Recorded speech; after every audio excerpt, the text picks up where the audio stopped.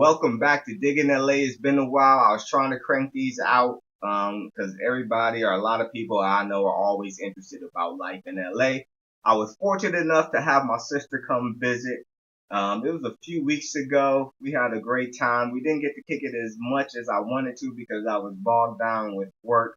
But she was like, I would never move to LA because of the traffic. "Girl, what you talking about?"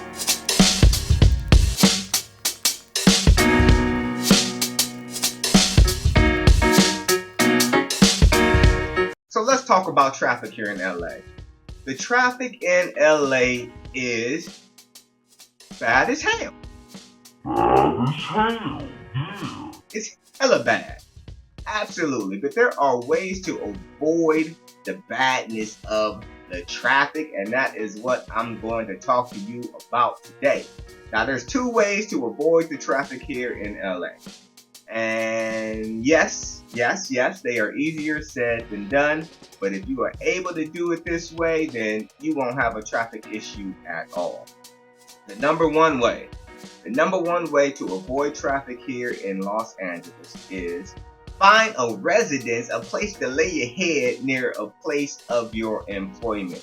When people move here, they always, first thing they want to talk about is which neighborhoods are the best neighborhoods to live in. Good question. That's a good question, but it's really moot point if you're living in a good neighborhood, but your job is 30 miles away, because that 30 miles away is going to equate to a 2.5 hour commute. So no, figure out where you are working first, if possible. Figure out where you are working first, and then do like a 10-mile radius of great places to live around your place of employment. Now, there are a gazillion of bomb places here to live in LA. They're everywhere. There are bomb neighborhoods everywhere. So figure out where you're working at. If you're getting transferred here or you're coming here and finding a job,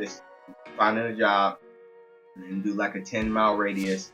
I said that's easier said than done. There's a time where I worked in Westwood, and I ain't got that Westwood coin, baby. I don't got that Westwood coin, and I don't have the surrounding area coin either. That's Beverly Hills, that's Santa Monica, that's Brentwood. I ain't got that type of coin, baby.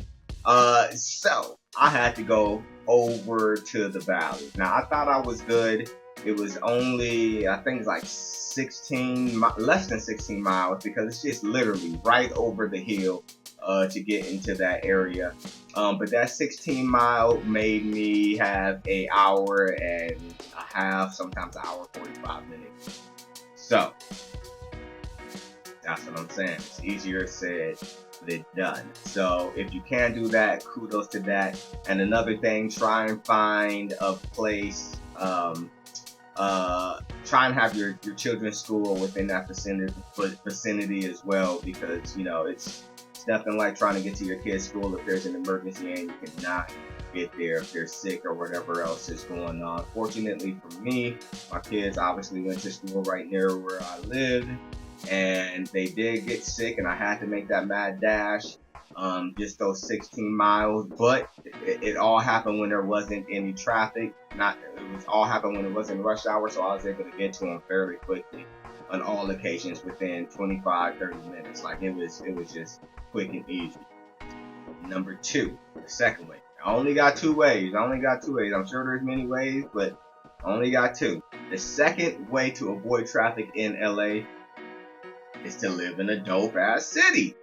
There's no way around it. Live in a dope ass city, and I know that one is also easier said than done, because usually the cities that have the most walkability are the cities that are the most expensive to live in. Yes, this is true, but there is nothing like a city where you do not have to leave. I lived in Burbank for a number of years while my eldest was going through school and going through high school, and I ate in Burbank.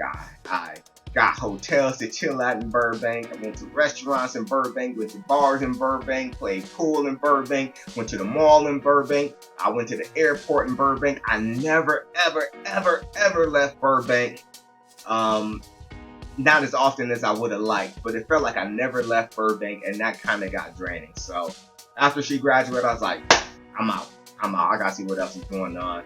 But I ended up purchasing a house that wasn't in Burbank. The place where I purchased a crib, the only thing they had that I could walk to was a Dollar King and an El Super. It was not happening. There was no Trader Joe's near there. There was no amenities. I had to get in my car all the time and leave and go pick up stuff, and that was a drag. That sucked. So if you are able to live in a dope city that has all of the amenities, like I said, I know it's easier said than done, but if you can pull that off, if you're in the valley, there's Glendale, there's Burbank, there's Porter Ranch, there's North Hollywood is really coming up. There's Sherman Oaks, Toluca Lake, a little hole in the city, but it has the amenities that you need. There is a city that starts with the N, I can't even think of the name. It's right by Porter Ranch. I forget what it is. There's a college there. Why is it leaving my mind? But anyways, there's Woodland Hills. Like, there's a bunch of dope cities that you never have to leave, that are clean, that are safe for you to purchase a home in. If you're on this side, if you're on the LA side, there's Culver City, there's Santa Monica, there's of course like Beverly Hills, Inglewood, plenty of cities, and of course right here in Long Beach. I never have to leave Long Beach, although I do, so that I do not get burnt out on Long Beach. I always get over that hill whenever I can to go kick it with the homies. So those are my 2 ways to avoid traffic here in Los Angeles. Try and find a place to lay your head that is somewhere within a 10-mile radius of the place, your place of employment. And 2, find a dope city that you never have to leave.